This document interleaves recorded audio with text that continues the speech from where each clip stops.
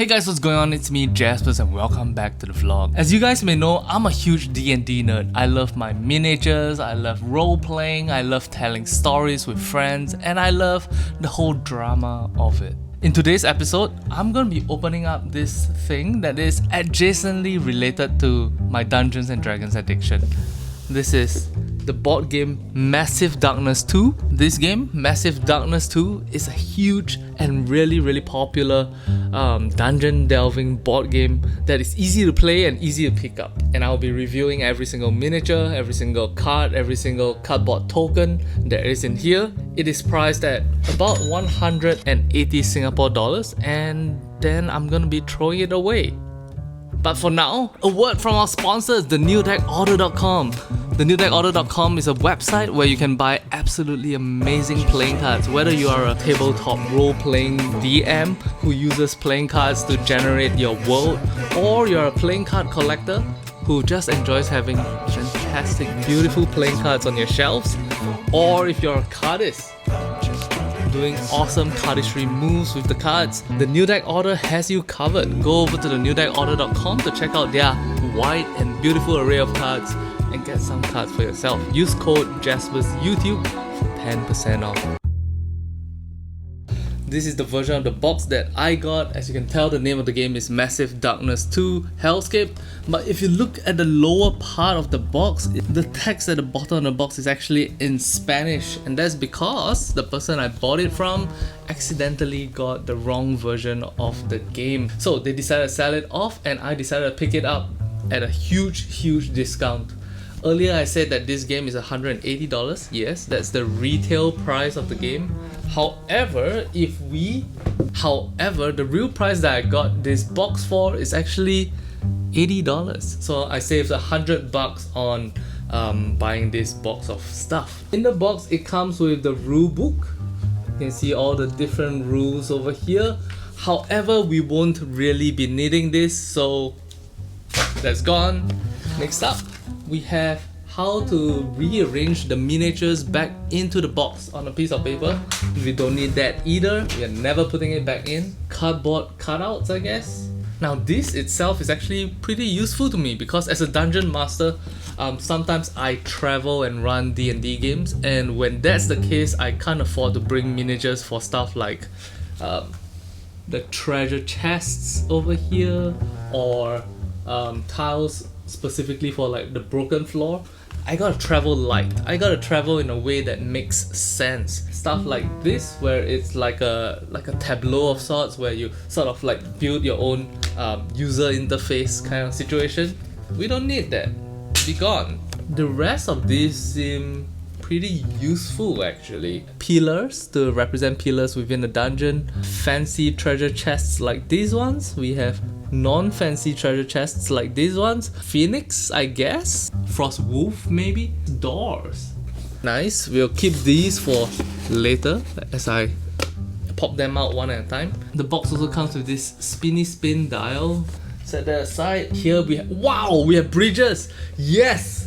We have bridge tiles, nice, as well as bridge tiles, anvils, light source counters, little bits and bobs here.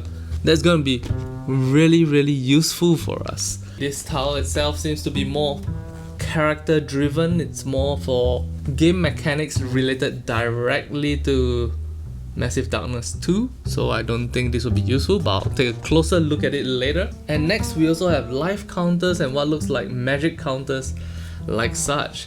Now I'm also working on my own tabletop role-playing system designed for non-role-playing game creators. Those counters will come into good use. More counters just like this. This box should come with dungeon layout tiles, and that's very useful for what I want to use this box for, which is to build a dungeon, to build scenery, to build a beautiful kind of like gameplay area. Little baggy thing. Another little baggy cake thing that is full of cards. The cards themselves, I don't think I would be able to use. My approach to this is gonna be everything that is not in English, I'm gonna just set aside. We're not gonna be able to use them as such. The game also comes with these like tableaus for you to like build your character around, which is super useful most of the time for when you're actually playing the game. But unfortunately, I don't think I will be able to use this. Wait a minute, does this fit exactly one poker card? Oh, it does. That's fantastic. Interesting. Next we have dice, sword related damage stats, claw related attack stats, and these seem to be defense related dice. Those probably won't come to good use for me, but I'll hold on to them for now. Some pegs. Ooh, these are useful. We have 6 circle markers. These can be used to mark different characters in the game. Finally, we have the boards. These boards are gonna be useful for creating dungeons really quickly. Previously, I got really small tiles, and yes, it's much more customized when you have the tiles at that size. You can sort of like build the dungeon to be crooked and small corridors and really creepy and really scary. However, sometimes you just want a boss fighting area and then you just go BAM! Just like that. And then people can see exactly what your boss fight area looks like. Ice tundra, underground lava location, gemstone mine, inner crypts of some kind of ghost, bridge area where there is darkness and abyss below, a ghoulish dungeon. More of this, more of that. There's so much options, and the thing is that you can combine multiple of these together to create some kind of like long corridor like this. Pretty cool. All in all, I'm actually very excited about these dungeon tiles. This might be like the second best thing inside this box, for me at least. Finally, let's check out the main attraction. Now, most dungeon masters have different approaches in terms of like how they like collecting their miniatures.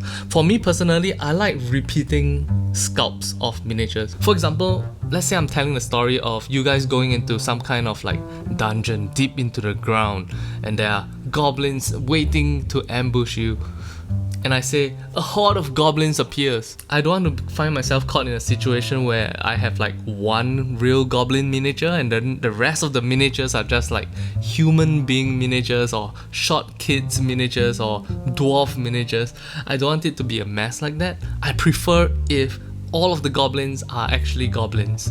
Even better, extra points if the miniatures themselves look like each other. Especially in a situation where the hordes of the goblins coming after you are just like normal goblins. Obviously, if there is a like main character goblin coming for you guys, and it's like a goblin lord, goblin champion, or goblin bodybuilder dude coming for you guys, then obviously I would want a miniature that's different from the normal goblins to sort of showcase his specialness. Short of that, I do enjoy having multiple miniatures of the same design. So first up, the first miniature we have right here is this skeleton dude. Now the miniatures from Simon are actually very nice and very sharp. They're beautiful, they are high quality and very detailed. Absolutely love these miniatures. We get 6 of these skeleton boys. Angry butcher boys. Arrgh! Where's meat? Satyr that's holding a huge axe. Now where do the little boys and girls hide? We're gonna have some fun. The horns that come off of its head. Heck yes. Next up, we have these short little kobold demons. Dual wielding ghoul guy. Most people don't think much of me when I approach. Heck to the yes. To the heck to the yes. Ooh. Fiend warriors. There is no greater honor than death via combat. Imagining a fiend saying that is kinda shocking actually. The moment it came out of my mouth, I was like, whoa, that's a weird fiend. Next up we have these. Wow, is that a fallen angel of sorts? Oh my gosh, that's beautiful. Look at this miniature. Look at how the feathers on this side of the miniature is just falling off. God damn!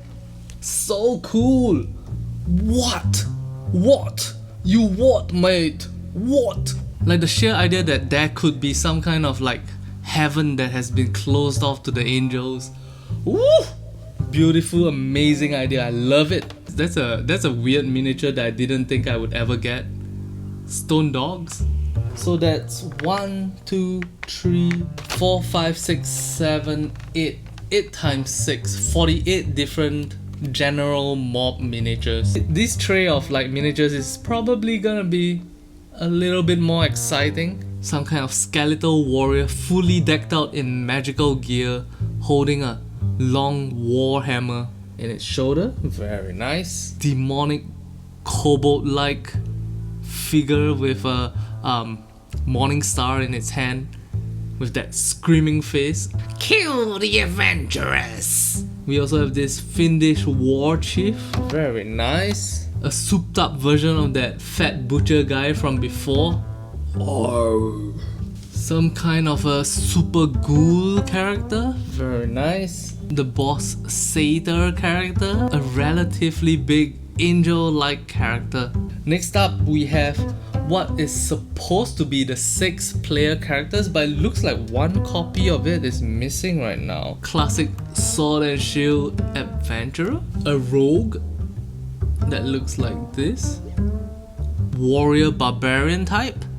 Whore! Fiend baby character. And finally we have this wizard type character. Fiend character. We have this robot machine character. Little jester character. Little jester. I'm gonna shit in your mouth. Wow, look at this absolute beauty. We have this eldritch warrior, bird-headed angel figure. Very cool. And finally, the biggest, baddest miniature in the collection.